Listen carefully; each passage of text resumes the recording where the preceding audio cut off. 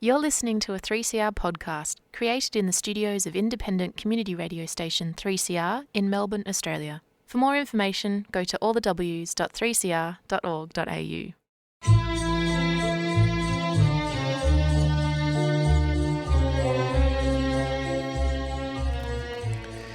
Sabah al-Khair, good morning dear listeners. You're listening to Radio 3CR on 855 AM and Palestine Remembered with Robert Martin, Nasser Mashni and Yusuf Ahmed al-Rimawi.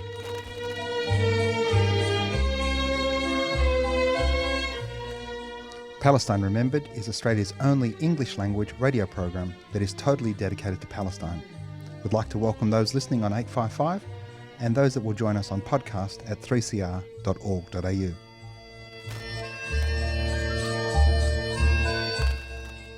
Thanks for joining us. Stay with us and enjoy the episode.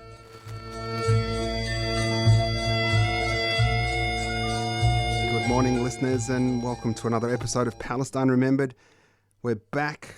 Our first episode was last week. Thank you so very much for all of those messages that I got over the break and also those that I received during the week welcoming the show back and welcoming me. It wasn't just from my mum, for all of those people that think that it is only my mum, though she is. She is the president of the Nasser fan club. There are others there, and that's a particular message to my brother, who speaks often about the challenges he faces not being the favourite son. But my friends, look, we're so committed to our struggle. It hasn't stopped. We need to keep going. And whilst we do feel at times just how hard it is to keep going, we know that we must. We know that we must because the people in Palestine demand it of us. We should be taking a cue from the resilience of, the steadfastness of, the samud of the Palestinians in Gaza. And during the past couple of weeks, you would have seen, as that ceasefire started, the long march of many Palestinians. The long march north to their homes, knowing that their homes are not going to be there, knowing that they're going to rebuild, knowing that they will find a way to phoenix Gaza. As it has risen before from occupation and devastation, so too will it again. The people of Palestine are unconquered and unbroken. What is shameful is the world, how it continues to abrogate its responsibility. A ceasefire, and what does a ceasefire mean? It means that Palestinian resistance must cease, but Israel will continue to fire. More than 100 Palestinians killed. Another one overnight in Gaza. In the West Bank, dozens. Jenin now is starting to get the Gaza plan. And we should be very clear, and we've been saying it forever, and we'll talk about Trump in a second, that Israel's long-term plan, Zionism's long-term plan, Theodore Herzl, Jablonski, all of the big thinkers and deliverers of this racist, fascist, settler colonial ideology, they all wanted a land with no indigenous people, with no Palestinians. That the plan has always been to make Gaza unlivable, to push Gaza to Egypt in what people call the three-state solution. Gaza goes to Egypt, and then a week later, a month later, a decade later perhaps, the West Bank ends up in Jordan. And from the river to the sea, there are no Palestinians. It is an exclusively Jewish state. And one of the challenges, and when we talk about a disengagement, apartheid, and why Israel, quote-unquote, disengaged from Gaza, was to excise 2 million people from its population registry. It said, we don't occupy Gaza anymore, we can't include them as people we control. But the UN saw through that lie by controlling the air, land, sea, ports, the birth registry, the currency, every point of entry or egress. Israel maintained control of Gaza as an occupying power, which is why it's an apartheid state, because more than half the people don't get to vote. So by making Gaza uninhabitable, by forcing those people out, it's no longer an occupying power. Now people are jumping up and down saying the Trump plan to move Gaza on, and it's a Trump plan. It's not a Trump plan. It's not a Trump plan. It was first touted as a general's plan by the Israelis. Biden spoke to Sisi about building a tent city in the Sinai. Israeli ambassadors spoke about it in countries like the UK, etc. This is not a new plan. This is not Trump's plan. We need to be very clear that this is what Zionism wants. This is what settler colonialism wants. As on this colony, it was once 100% indigenous, so too was Palestine. And the difference between this colony and Palestine is that we still are 51, perhaps even 52% from the river to the sea. And in fact, when every Palestinian goes home, as their inalienable right demands, we will be 70 or 80%. And that is the threat to that settler colony. The Nasser plan, I delivered a Nasser plan on Instagram. I tagged Donald Trump on Twitter also, and I said, here's the Nasser plan. We immediately move the Palestinians in Gaza from Gaza, Palestine, to the West Bank, Palestine. All of the illegal Israeli squatters evacuate those illegal settlements, and those Palestinians occupy those lands. America rehabilitates Gaza at its cost because it gifted the bombs and the munitions and the diplomatic space to allow for that Holocaust to happen. It rehabilitates Gaza. At the same time, we start working on repatriating Palestinians into 48 Palestine, or so-called Israel. By doing those three things, we restore faith in international law, in humanity, and assure Donald Trump of at least one, possibly two Nobel Peace Prizes. I hope he takes on the Nasser plan. It's even better than the Marshall Plan. Not so optimistic, seeing as our alternative Prime Minister called him a big thinker, that he was shrewd and reasonable. Just shameful, just shameful. Friends, he introduced sanctions against the International Criminal Court. How dare the International Criminal Court go after a white fella? Your job is to go after brown people, black people, others, not our Benjamin Netanyahu. And I'm sure each of you saw that horrible war criminal of a man standing at that podium, giggling, trying to contain his excitement and glee as Trump proposed to take over Gaza and turn it into the Riviera of the Mediterranean. Trump's imposed sanctions on the ACC. Overnight, 80 countries came together to stand up for the integrity of the International Criminal Court and to throw their support about it. Australia, as a member of that, didn't sign. Australia didn't sign. We're still to hear from our government to repudiate this idea of ethnic cleansing of Palestine, the ethnic cleansing of Gaza. Still not to do it. Time to lead, Albo. It's time to lead. A poll in the United States of people who voted for Biden and didn't vote for Kamala. They polled those people, and there were different ranges. Some of the people, there was a small cohort, something like 3 to 5%, were really upset that the democratic process was curtailed, that there was never a democratic convention, that the process to select a leader was never there. Something like 7 or 8% said, well, Kamala was part of the Biden, it's just same shit, different day. 29%, almost 1 in 3 people who voted for Joe Biden and didn't vote for Kamala said their main reason was the genocide. 1 in 3. We've seen what Gaza genocide has had done electorally in the UK, and with, days, weeks, months until our federal election, I'm sure Palestine's going to have an impact here. And Palestine's never been an electoral issue, but Palestine is an electoral issue. And I have contended for decades that Palestine is a vote winner. We're going to see Palestine be a vote coster this year. So I would urge the government, it's not too late to endeavour to rehabilitate to some degree your reputation. And for those Labor people who say that by voting for Labor we risk a Dutton government, you should be clear that the Labor Party, by abandoning their conscience, by abandoning their ideals, they are the ones risking a Dutton government, not for the fact that we are voting with our conscience. That's a very, very important point to make sure you remember. Friends, the 70th rally, the only city in the world to protest every week since this genocide started, the only city on earth is Melbourne, Naarm. The 70th protest is this Sunday. So get out, get along. At 10:30 on Sunday morning, though, there's an anti-Zionist rally. It starts at Parliament House. The anti-Zionist Jews will start there. There'll be some speeches and they'll march from Parliament House to the State Library to meet the main rally at 12 o'clock.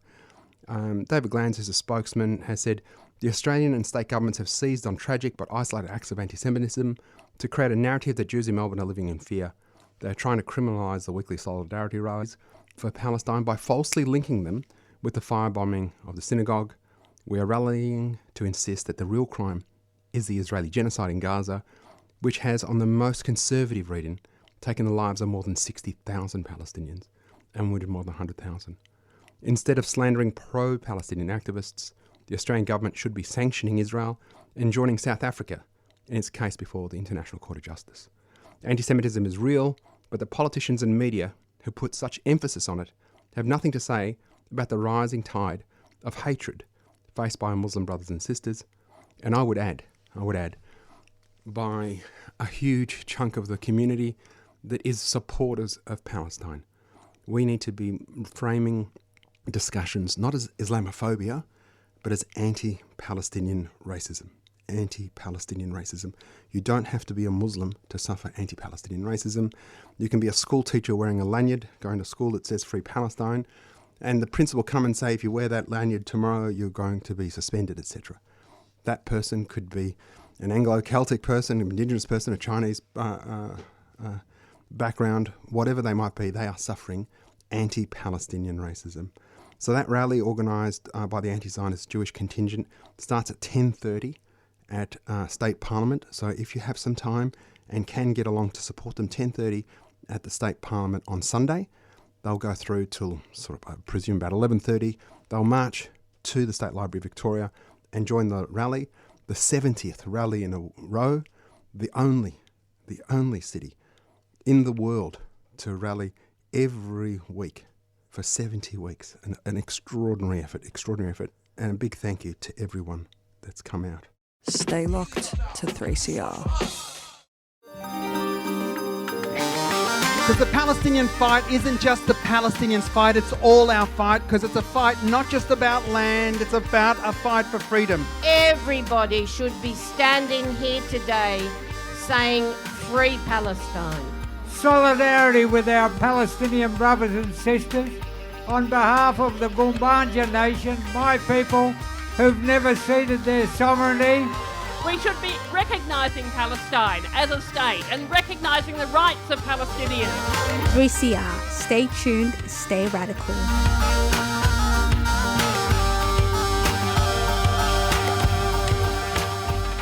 During the week, you would have seen the continuing anti-Palestinian racism that Antoinette Lattouf has been facing. Sacked, bullied by people whose name have been suppressed, members of the Israel lobby, Lawyers for Israel. I was contacted by a reporter of the Nine Facts, I'm not sure what they're called anymore these days, The Age, Sydney Morning Herald, saying, you've seen the doxing, want your comment. I said, oh, sure, I'll give you a comment. And he said, what do you think? I said, I think if 600 people are in a group and 50 of them are going, does anybody know how we can get Antoinette? How do we get Clementine forward? How do we make sure this person doesn't get a book deal? How do we cancel that person's contract? If 50 people are doing that in a chat of 600, those 50 people are bastards. And if 150 people are going, yeah, good on you, thumbs up, heart emoji, they're bastards too. And if the other 400 people are in that group and don't say stop, don't leave the group, don't comment, but they're in that group, they're bastards too. This shocked the Age Sydney Morning Herald reporter. He's like, but you should be condemning it. I said, why would I be condemning it? I don't think anybody's name and address should be put out, and nobody did that. But why aren't you condemning a orchestrated campaign to deplatform, to attack, to demonetize, to stifle people's living merely for their political views? Why aren't you speaking up for us? There is a number of websites that have targeted not just me, I mean, I'm a big guy, I can stand on my own 2 feet, I'm okay, but have targeted everything from our doctors and healthcare workers. It's called Not My Doctor or something like that. And they are asking people to screenshot doctors' comments where they post them. They then post the doctor's address. They put pictures of the doctors with their family to say, don't go to this doctor. They encourage their followers to make complaints to the Medical Practitioners Board to get their licenses revoked. Nobody's speaking about that. Nobody's speaking about that. All we speak about is anti-Semitism. Anti-Semitism on the rise. Anti-Semitism unacceptable. Anti-Semitism is racism. And we need to be speaking about racism holistically. Not elevating one, not exceptionalizing one, not creating a special space for one above all others. And that ultimately manifests itself into a special parliamentary committee on anti-Semitism, which during the week held some hearings, and they were talking about the Queensland University of Technology's anti-racism summit, which I spoke at on the opening on the Wednesday, attended the Thursday, and it was the most brilliant assembly of Indigenous folk, of queer, black allies, of so many different people who practice love, practice anti-racism from all over the continent. Of course, the Zionists had an infiltrator who decided to screenshot and snap pieces, to share them, to take them out of context, and that resulted in an attack on Sarah Schwartz. But most egregiously, and since Tasnim Samat as well, dear sister, but most egregiously, the attack has been on Dr. Randa Abdel-Fattah. Now, Dr. Randa, I have known her, I will argue, for her entire life. I don't remember when I met her, but her father and my father were dear friends. And I imagine, I was in my teens when she was born, but I've known her for her entire life, and she is the most brilliant Palestinian scholar, academic, author, sister, mother, wife, leader you can ever imagine. She is amongst the best of us worldwide, not just here on this colony. And if you don't know who Dr. Randa Abdel-Fattah is, please search her. We'll put links to her Twitter, Instagram, and her website in the podcast, Dr. Randa Abdel-Fattah. Do it yourself a favour and look her up. Well, we had that Parliamentary Committee on Anti-Semitism where Josh Burns MP, who is the deputy chair, I think, a guy who went to the border, attended the site where Israel has now indicted war criminal, former Defence Minister Gantz during the week has admitted that the Israelis unleashed the Hannibal Directive. And for those that don't know, the Hannibal Directive is where they kill everyone so as to not make sure that no quote-unquote prisoners are taken or hostages are taken. The images we saw of the car park being absolutely incinerated was Apache helicopters. They've now admitted it. The 1,200 dead, the 40 beheaded babies, the systematic rapes that we've known forever as a movement were lies, have been disproved, have been shown to be made up and manufactured to create the consent to decimate a civilian captive population. Josh Burns visited that, care of one of the lobby trips, I imagine, or perhaps even on his own ticket. He lobbied against a ceasefire. He was against a ceasefire. He took it upon himself to, in a McCarthy-like inquisition of the Macquarie University Vice-Chancellor Bruce Doughton, took it upon himself to really get stuck into Mr. Doughton about what Randa had said. And in the end, he got to the point where the Vice-Chancellor Bruce Doughton conceded that Randa had made some anti-Semitic comments, but the term is not well defined in law, and hence his capacity for action was limited. This is the dilemma and the conundrum that my university and every university in Australia finds itself in. The intersection between a range of things which are essentially about social norms and social values, stopping short of the law and what the law demands, and our employment contractual arrangements are. Israel is a country. Zionism is a political ideology. Judaism is a religion. The Venn diagram that is those three things does intersect. And where it does intersect, that is anti-Semitism. Blaming all Jews for the genocide, anti-Semitism. Calling Israel an apartheid state, not anti-Semitism. Calling Zionism a racist, fascist ideology, not anti-Semitism. Saying that Jews control all the money and the media and our governments and, the Illuminati and the Rothschilds control everything, that's anti-Semitic. But calling out horrific war crimes, calling out genocide, calling out apartheid, calling out settler colonialism is not anti-Semitic. And what Israel and the Israel Firsters and the Zionist lobby have done is created a conflation, what I call the unholy trinity of Zionism, Israel and Judaism. A political ideology, a land and a religion, and made this a single circle.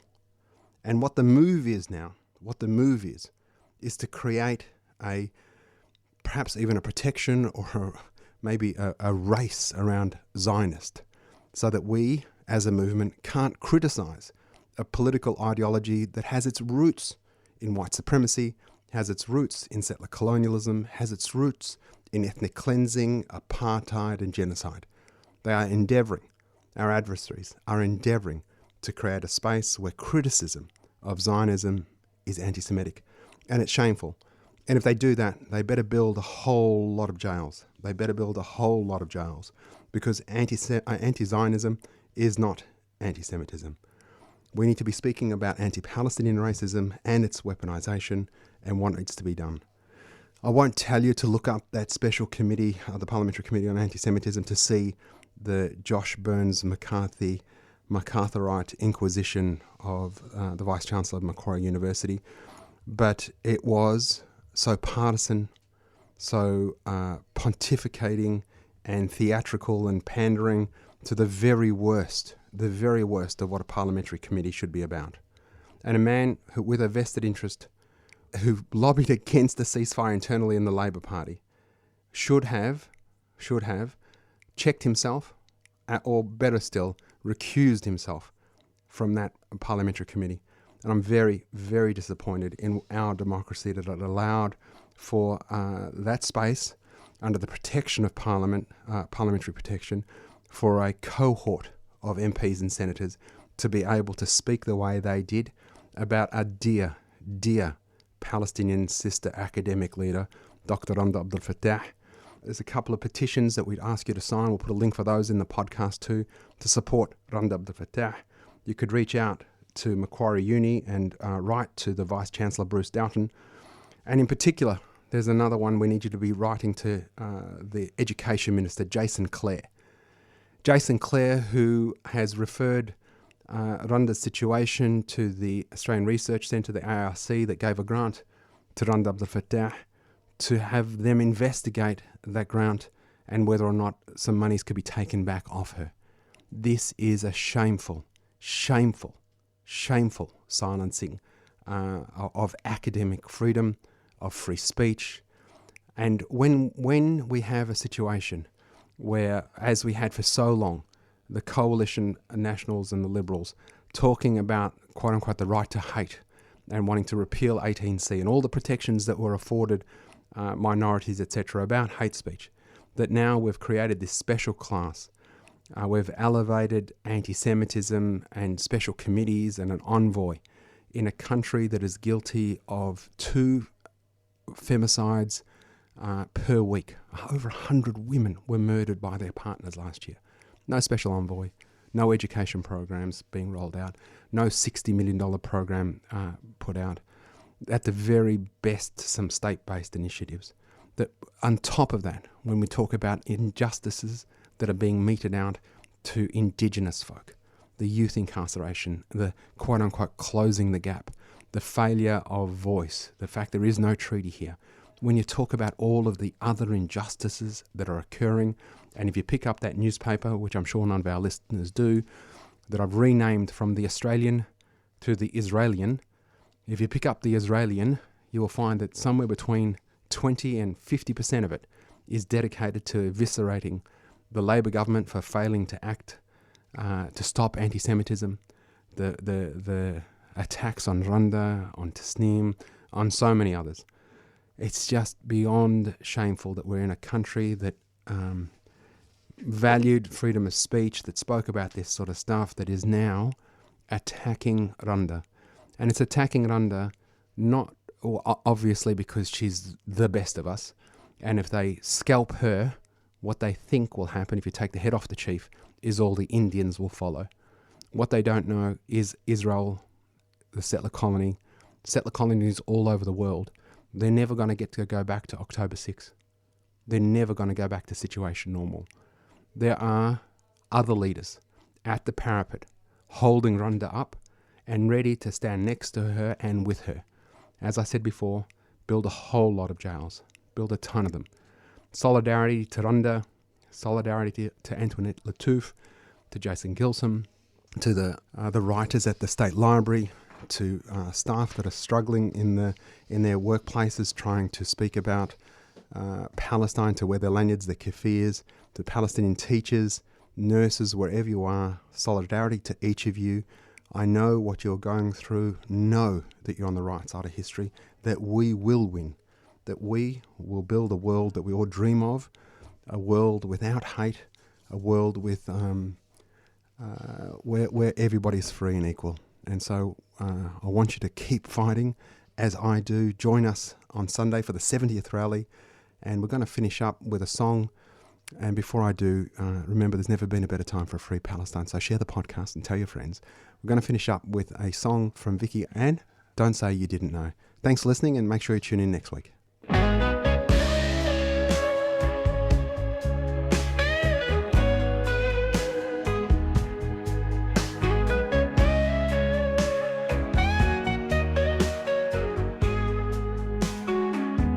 Are you silent because you're blind?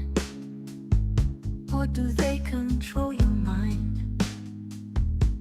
Or is it you just don't care? 'Cause it's happening over there.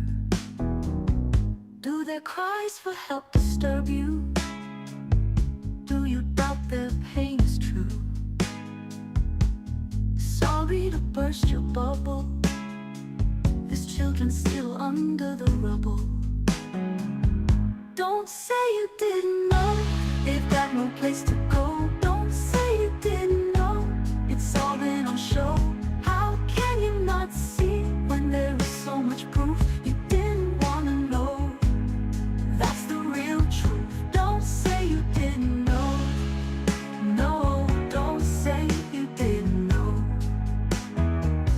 What goes on in your head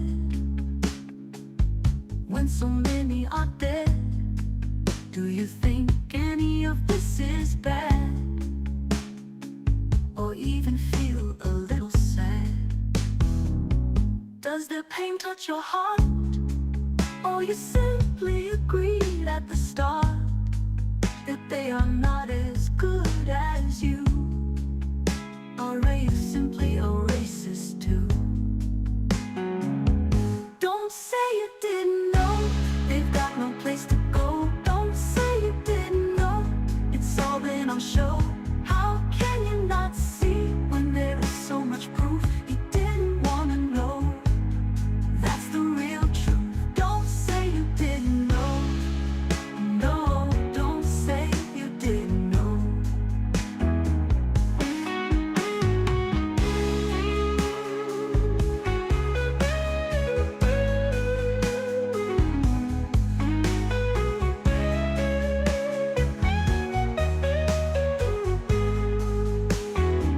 How can the world allow such pain simply for power, money, and gain? There's no reason for hate to rule. Hate is only used by a fool. Your silence tells all that you agree, that not all people deserve to be free. So never try to pretend you care as you ignore the suffering there. Don't say you didn't know. They've got no place to You've been listening to a 3CR podcast. If you found it valuable, please consider donating or subscribing to support independent community radio. To find out more, go to 3cr.org.au.